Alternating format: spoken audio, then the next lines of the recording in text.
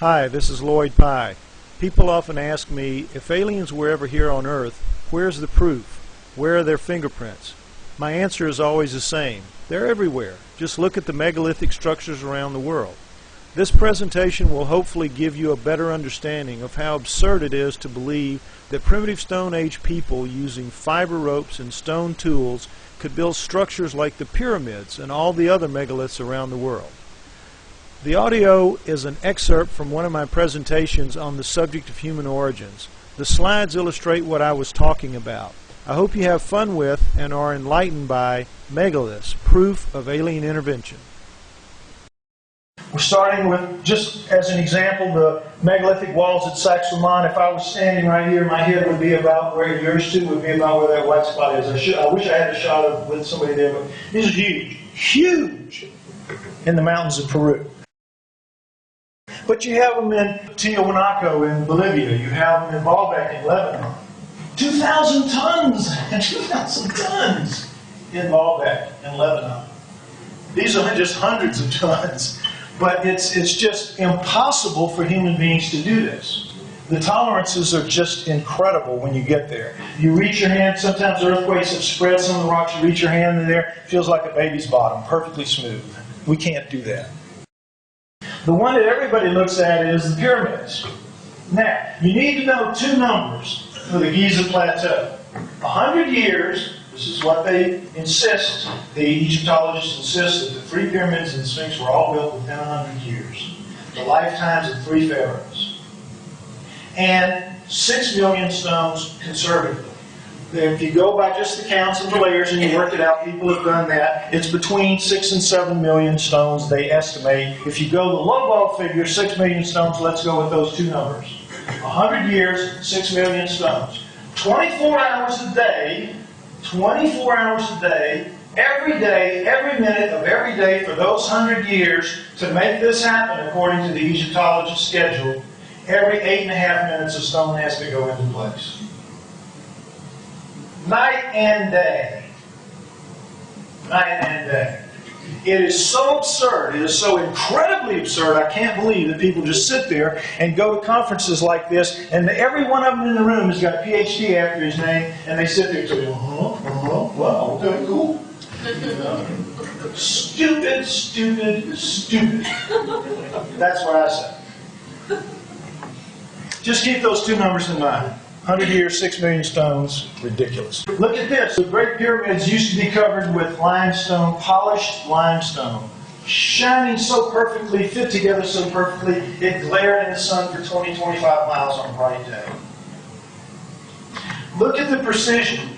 You can't get the tip of a knife blade in. You can't. They left a few down at the bottom. You can, if you ever go there, if you've ever been there, you've seen these few. They didn't strip them all off. They stripped them off to build the buildings of Cairo. One of the great rapings of treasures of history that there's been, but nonetheless, at least they left a few so we could see kind of what it looked like. It's gorgeous. And if you go inside them, every tunnel in there, absolutely perfect. Perfect! Look, this is a seam between stones. No mortar. No mortar. Perfect. The pyramids were Rolex watches built to the size of mountains. That's what they were. Totally impossible for human beings to do that today. And we're supposed to believe that Stone Age people using fiber ropes and stone tools did this. Who are they kidding? Themselves. Because they buy it. The Sphinx, another one.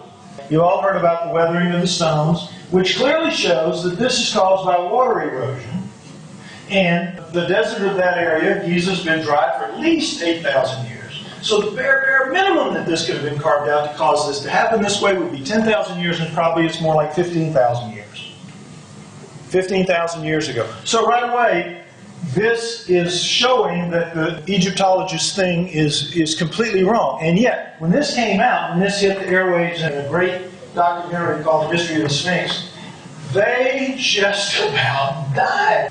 Scientists went nuts that they hadn't been consulted so they could have informed the network that this was completely wrong and had no business being put on the air because it enlightened the great unwashed.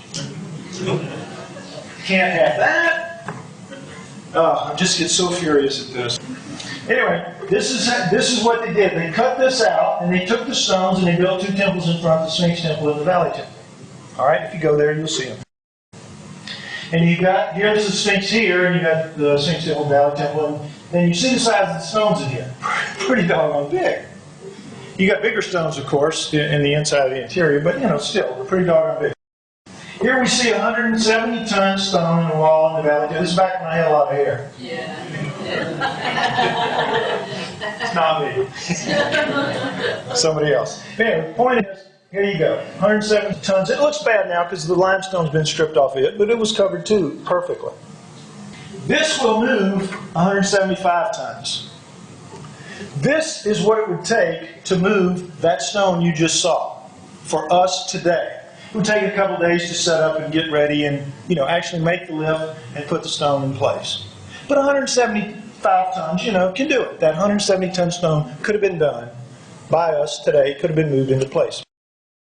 Okay, now look at this Hummer right here. A 1,170-ton obelisk lies unfinished at the Aswan Quarry, a crack ran into the stone and unusable. Now, there are a lot of these around Egypt, these obelisks like this. This isn't the only one, but this is the broken one.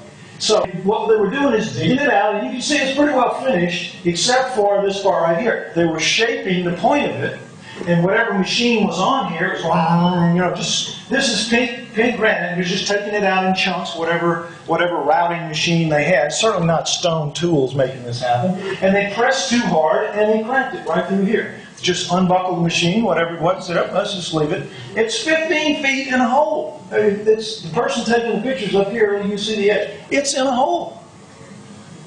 Now, the question you have to ask yourself is, how are you going to move a 1,170-ton obelisk? How are you going to move that? You ain't going to move that. Guess what else you're not going to do? You're not going to cut it loose from its base. There is no saw that would go through that we have no diamond tip saw that would go because the weight would just stop the blade from spinning. Now, how did these primitive people do this? What bozo got the job of getting under there with his stone axe and going to look?